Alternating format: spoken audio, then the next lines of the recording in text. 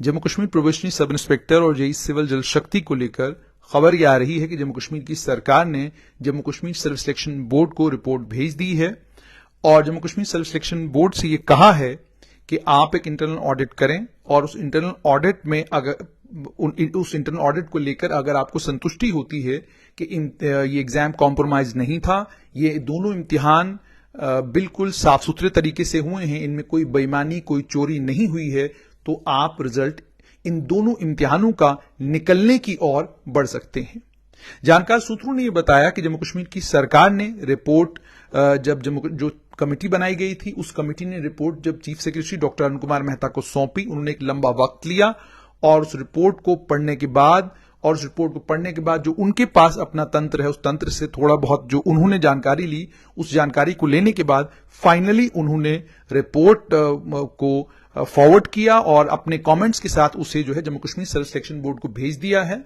और अब जिम्मेदारी Jammu Kashmir self selection board की है कि वो इंटरनल ऑडिट कराएं और इंटरनल ऑडिट कराने के बाद अगर जेकेएसएसपी को लगता है कि ये इम्तिहान कॉम्प्रोमाइज नहीं था, ये इम्तिहान साफ सुथरे तरीके से हुआ है, इस इम्तिहान में कोई बेईमानी कोई चोरी नहीं हुई है, इसमें स्टूडेंट्स का जो टैलेंट, उनकी कैपेबिलिटी और उनकी काबिलियत है, उस कैपेबिलिटी और काबिलियत के ऐन मुताबिक उन्हें मार्क्स मिले हैं और चोरी और बेईमानी नहीं हुई है, तो आप फौरन इसका रिजल्ट निकालें।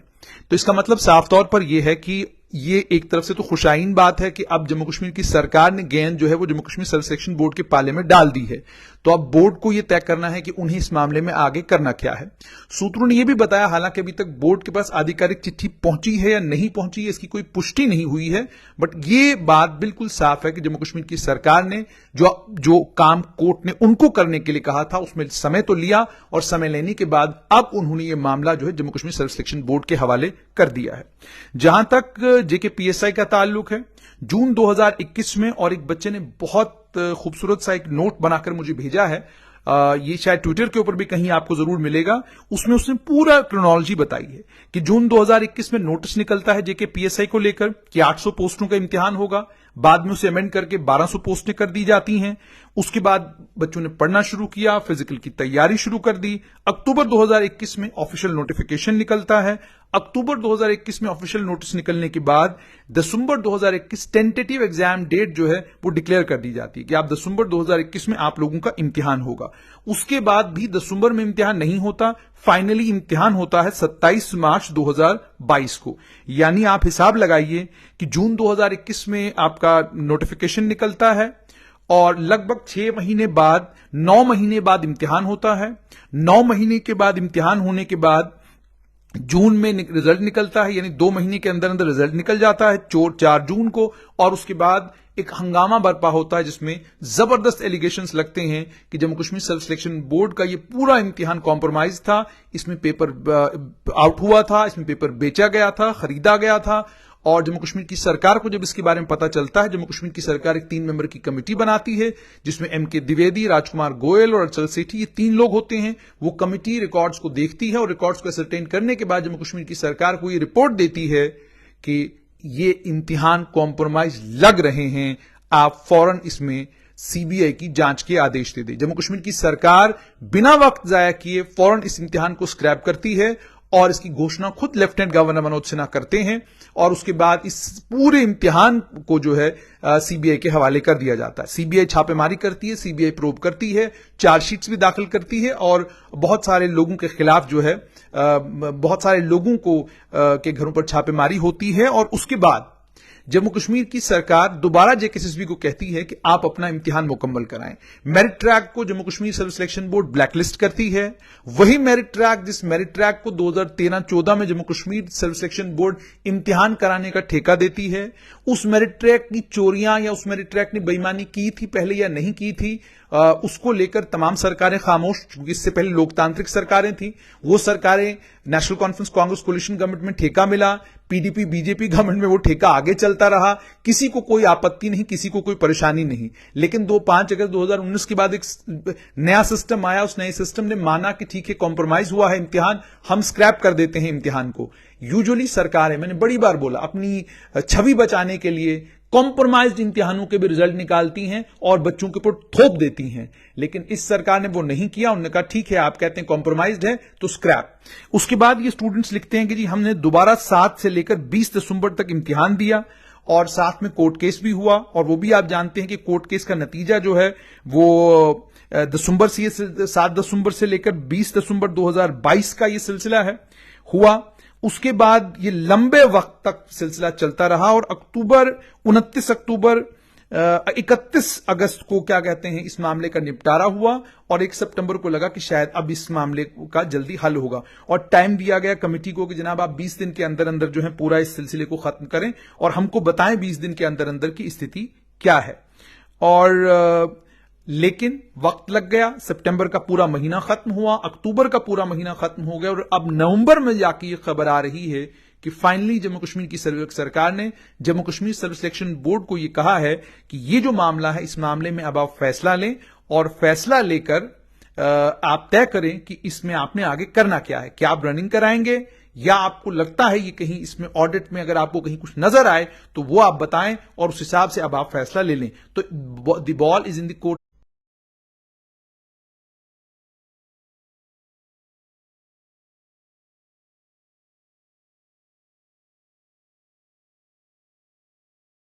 रिपीट करता रहता हूं कि स्टूडेंट्स की इतनी मेहनत, स्टूडेंट्स का इतना परिश्रम और ये सब कुछ, और अगर उसके बाद भी उनको जो है इसी तरीके से दौड़ते रहना है, तैयारी करते रहना है। सोचिए 2021 में जो सिलसिला शुरू हुआ 2024 आने लगा है, अभी तक ये सिलसिला मुकम्मल नहीं हुआ है। तो बहुत ज्यादा जरूरत है इस मामले में कि जम्मू कश्मीर की सरकार भी और Jammu Kashmir service selection board भी स्टूडेंट्स की जो प्रॉब्लम्स हैं, स्टूडेंट्स की जो दिक्कतें हैं उसको अंडरस्टैंड करे और अंडरस्टैंड करते हुए जल्द से जल्द फैसला ले, या इधर जाए या उधर जाए, ताकि स्टूडेंट्स को क्लैरिटी के साथ पता चले उनको करना क्या है। बट जैसा स्टूडेंट्स भी बहुत सारे ये कहते हैं कि जनाब आप देखिए कि आप सभी इम्तिहानों का रिजल्ट निकाल रहे हैं जो एप्टेक ने करवाए हैं, लेकिन एक इम्तिहान है जिसका रिजल्ट आप निकालना नहीं चाहते। वो इम्तिहान जो है वो जेकेपीएसआई का और जेकेपीएसआई के साथ में जेई सिविल जल शक्ति का है। जो अब एप्टेक ने बाकी इम्तिहान कराए उनका रिजल्ट निकाल रहे हैं आप, उसमें सिलेक्शन भी हो रही है, किसी को आपत्ति नहीं, कोई शोर नहीं, कोई हंगामा नहीं, कोई लिस्ट के अंदर खुर्द-बुर्द नहीं। लेकिन 2 लिस्टें ऐसी हैं जिसको लेकर सबको परेशानी है, रातों की नींद हराम हो गई है।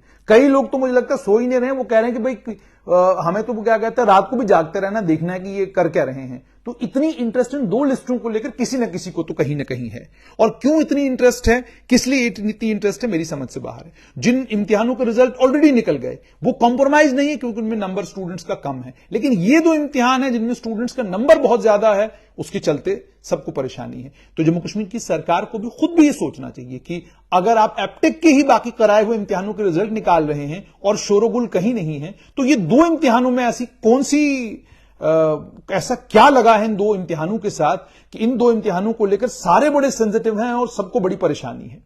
मैं अंडरस्टैंड करता हूं कि नेशनल सिक्योरिटी का मामला है, आपको पुलिस वाला ईमानदार चाहिए। मैं अंडरस्टैंड करता हूं कि जेई सिविल जल शक्ति में आपको बहुत बढ़िया इंजीनियर चाहिए। पहले आप देखते हैं कि जम्मू कश्मीर में कितने बेहतरीन, पीडीडी में आप देखें ना कितने कमाल के इंजीनियर हैं, बिजली कितनी अच्छी जम्मू की चल रही है और आपके घरों में साफ पानी आ रहा है, तो इसका मतलब पीएचई के भी इंजीनियर जो है बहुत कमाल के हैं। आपका इंफ्रास्ट्रक्चर वर्ल्ड क्लास इंफ्रास्ट्रक्चर है, पूरी दुनिया में ऐसा इंफ्रास्ट्रक्चर आपको कहीं मिलेगा ही नहीं जो पीडब्ल्यूडी ने खड़ा किया है। तो जब इतने काबिल, इतने लायक इंजीनियर ऑलरेडी हमारे पास हैं, ठीक है, तो फिर मतलब क्योंकि पहले जो रिक्रूटमेंट का सिलसिला था वो तो वर्ल्ड क्लास था, उस वर्ल्ड क्लास रिक्रूटमेंट में तो मैं मतलब उसकी कोई मिसाल ही कहीं नहीं मिलती उस वर्ल्ड क्लास रिक्रूटमेंट के सिलसिले की। उस वर्ल्ड क्लास रिक्रूटमेंट में शायद ही कोई वीवीआईपी जम्मू कश्मीर में ऐसा बचा होगा जिसका बच्चा सरकारी मुलाजमत में नहीं है, शायद ही कोई एक आधा वीवीआईपी जम्मू कश्मीर का होगा। यानी जो सरकारी मुलाजमत में नहीं आ सका वो कहीं यूनिवर्सिटी में चला गया, जो यूनिवर्सिटी में नहीं जा सका वो कॉलेज में चला गया, जो कॉलेज में नहीं जा सका उसने कोई अपना बड़ा बिजनेस खोल लिया। और बिजनेस की एवेन्यूज भी यहां पर बड़े ताकतवर लोगों के पास ही रहा करते थे। ये बिजनेस की एवेन्यूज भी गरीब, कमजोर और बाकी सब लोगों के लिए नहीं हुआ करते थे। आपने पिछले अगर 30 साल का आप रिकॉर्ड जम्मू कश्मीर का उठा के देखें, कितने बिलियनर स्टार्टअप से निकले हैं, उसका भी लेखा जोखा आप कभी करें तो पता चल जाएगा आपको। तो आप ये भी जानते हैं कि जम्मू कश्मीर बैंक हो या बाकी बैंक्स हो, वो लोन किसको दिया करते थे, लोनिंग का सिस्टम क्या था, 200 करोड़ का लोन, 100 करोड़ का लोन किसको मिला करता था, कैसे मिला करता था, ये सारा सिलसिला जम्मू कश्मीर में पहले हो चुका है। नौकरी कैसे बांटी जाती थी, कॉन्सेप्ट कैसे लोगों के जहन में आया कि पैसा देकर नौकरी मिलती है, कहां से लोगों को पता चला कि पैसा देकर नौकरी मिलती है? कोई कहीं ना कहीं कुछ ना कुछ तो हुआ होगा ना। सोसाइटी ऐसे इन सब चीजों के पीछे तो नहीं ना पड़ती। सोसाइटी में कुछ लोग रहे होंगे जिन्होंने कहा होगा 2 तो नौकरी मिल जाएगी। आदत पड़ती है तो तभी तो लोग इतना इतना पैसा खर्च करते हैं। आप क्राइम ब्रांच में देख लीजिए, हर चौथे दिन क्राइम ब्रांच ने एक प्रेस नोट निकाला होता है जिसमें क्राइम ब्रांच बताता है कि जनाब फलानी आदमी ने फलानी से पैसे ले लिए और नौकरी के चक्कर में ले लिए। एक उस्ताद मोहल्ले का उस्ताद है, वो लगभग 40 लाख के करीब करीब लोगों को ले चुका है, किसी को एजुकेशन डिपार्टमेंट में नौकरियां बांट रहा था, वो खुद ही नौकरियों के ऑर्डर प्रिंट कर रहा था। तो ये जम्मू कश्मीर में ये तो सब चीजें होती रही हैं। तो अगर जम्मू कश्मीर में ये सब चीजें होती रही हैं, इसके चलते 5 अगस्त 2019 के बाद अगर कुछ थोड़ा बहुत बदलाव आया है, उससे मुझे लगता है कि कोई परेशानी लोगों को जरूर है, बहुत जबरदस्त परेशानी है। कोई बात नहीं करता 2010 की सिविल सर्विस की लिस्ट की, कोई बात नहीं करेगा 2011 से लेकर 2017 तक की लिस्टों की, कोई बात नहीं करेगा। कोई बात नहीं करेगा कि 1992 से लेकर 2010 तक कैसे रिक्रूट किया गया लोगों को, किस तरीके से लोगों को दरबदर किया गया। आज वही डेली वेजर हैं जो आज भी 22-22, 24-24 साल की अपनी सर्विसेज देने के बाद अपना पूरा जीवन, अपनी जान देने के बाद भी ना वो परमानेंट हो रहे हैं और ना ये नेता उनके हक में बोलने के लिए तैयार है। 2014 तक यहां लोकतांत्रिक सरकारें थी, 2018 तक यहां पर लोकतांत्रिक सरकारें थी। कौन था ऐसा जिसने ये कहा कि ठीक है जी वन गो में हम 2 लाख लोगों को परमानेंट करेंगे, हम देखेंगे कि क्या होगा? क्यों नहीं किया वन गो में? कर तो सकते थे, कानून है आपके पास, ताकत है आपके पास, क्यों नहीं किया वन गो में? आपने नहीं किया आप लोगों ने वन गो में, क्योंकि आप भी जानते थे कि जिस रास्ते से आए वो रास्ता सही रास्ता नहीं है। कल ये स्टूडेंट्स उठेंगे और हमारे सर पे आगे बैठ जाएंगे कि जनाब आप लोगों ने हमारा कत्ल कर दिया, आप लोगों ने हमारी पोस्टें जो है वो खत्म कर दी। एजुकेशन डिपार्टमेंट की जो तबाही और बर्बादी जम्मू कश्मीर में 2002 से लेकर 2017 तक हुई, उस तबाही और बर्बादी की भी तो कभी कहानी सुना दिया कीजिए कि 15 साल जो है आप लोगों ने एजुकेशन डिपार्टमेंट में रिक्रूटमेंट कैसे की। 15 साल में आप लोगों ने किसके कहने पर कहां पर लोग लगाए। मैं एक डोडा के किसी छोटे जोन की बात करूंगा, वहां बताऊंगा कि किस तरीके से एक हल्का प्रेसिडेंट जो नेशनल कॉन्फ्रेंस कहता है, उस हल्के प्रेसिडेंट ने किस तरीके से वहां पर अपनी मनमर्जी से लोग लगवाए। एक डिस्ट्रिक्ट प्रेसिडेंट के कितने रिश्तेदार सरकारी मुलाजमत में, नेशनल कॉन्फ्रेंस का डिस्ट्रिक्ट प्रेसिडेंट था, उसके कितने रिश्तेदार हैं जो सरकारी मुलाजमत में हैं? कहां से मिलती थी इनको ये सरकारी मुलाजमतें? आसमान से कोई उतर के उनको सरकारी मुलाजमत दे रहा था? कैपेबल और पोटेंशियल आदमी जो है वो कहीं देहात में बैठा हुआ था और नालायक लोग सारे के सारे शहरों में फिर रहे थे। ये सूरत हाल जम्मू कश्मीर में थी एक वक्त में। तो इसलिए